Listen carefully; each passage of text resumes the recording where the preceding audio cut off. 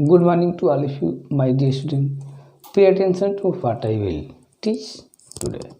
Today I will teach गैसों का अणुगतिक सिद्धांत। ये क्लास 11th के इनऑर्गेनिक केमिस्ट्री का स्टेट ऑफ मैटर का पॉइंट है। Kinetic molecular theory of gases का अणुगतिक सिद्धांत। कहने की मीन्स ये है कि बहुत सारे गैस के जो नियम प्रोवाइड किए गए थे उन लोगों का जो एक्सपेरिमेंटल और थियोरेटिकल जो बेस कुछ खास नहीं था। मतलब वो एक्सपेरिमेंटली और थियोरेटिकली क्लियर जो है कंसेप्ट प्रोवाइड नहीं कर रहे थे, तो उसके बेस पर ये बोल्ट्जमैन, मैक्सवेल, क्लासियस ने इस लॉ को किसको गैसों का जो मॉलिक्यूलर बेसिस पर स्टडी किया, ठीक है ना, और एक थ्योरी प्रपोज किए, थ्योरी दिए जिसको हम बोलते हैं गैसों का अणुगतिक सिद्धांत, molecular orbital theory of gases. क्या बोलते हैं इसको? गैसों का अणुगतिक सिद्धांत। तो गैसों की अणुगतिक सिद्धांत में कुछ मुख्य बिंदु थे, इसके पोस्टुलेट्स। तो क्या था? तो पहला ये था कि सभी गैसें अत्यंत सूक्ष्मतम कणों से मिलकर बनी होती है, जिसे अणु कहते हैं। पहला क्या है कि सभी गैसें अत्यंत सूक्ष्मतम कणों से मिलकर के बनी होती है, इसे क्या कहते हैं? अणु कहते हैं। Means all gases are made by smallest particles, that is known as atoms. Molecules क्या है? all gases are made by smallest particles, that is known as molecules. ठीक है, फर्स्ट पोस्टुलेट। सेकेंड ये कहता है कि the volume of one molecules is very very small compared to the total volume of gas. So the volume of one molecule is negligible.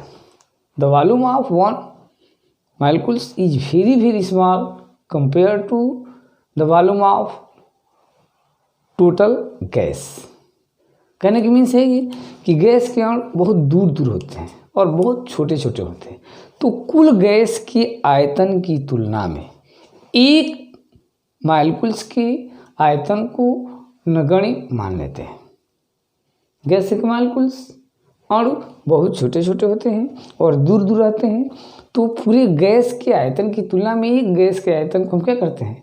नगण्य मान लेते हैं। The volume of one molecules is negligible compared to the total volume of gas because the gas molecules are very small and situated to each other as far as possible. Second number, third number कह रहा है कि gas के जो molecules होते हैं, अणु होते हैं,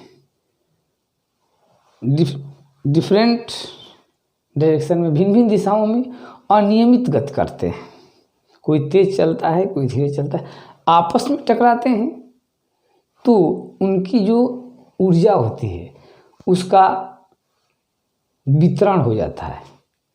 जो अणु तेज चलता है उसका एनर्जी कम वाले में चली जाती है, टकराता है तो उसको तेज कर देता है। जो तेज रहता है वो धीरे हो जाता है, जो धीरे रहता है वो तेज हो जाता है। मतलब कहने का मतलब redistribution of energy. When molecules collide to each other, the energy of distribution, energy redistribute होती है। गैस मॉलिक्यूल की एनर्जी क्या होती है? रीडिस्ट्रीब्यूट होती है।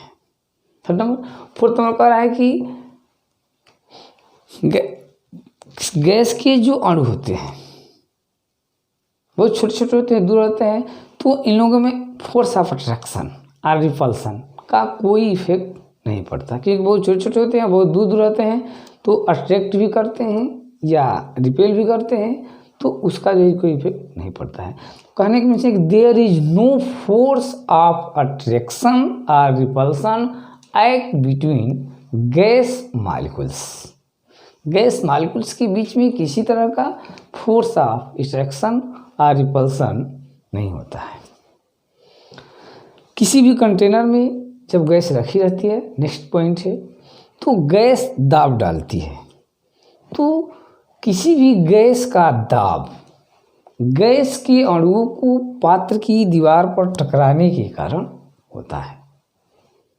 आपस में भी टकराते हैं और पात्र की दीवार पर भी टकराते हैं, तो उसके कारण गैस का दाब होता है।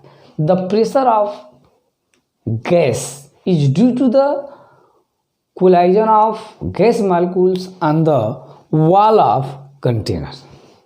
किसी भी गैस का pressure, the pressure of a gas is due to the collision of gas molecules on the wall of container.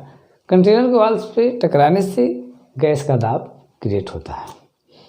इसके बाद कह रहा है कि गैस की कुल गतिज ऊर्जा, कोई और तेज चल रहा है, कोई और धीरे, तो उसकी एवरेज औसत गतिज ऊर्जा होती है जो उसके परम ताप के समानुपाती होती है। मतलब कि ताप बढ़ाएंगे तो कुल गैसों का जो औसत गतिज ऊर्जा होता है वो बढ़ता है।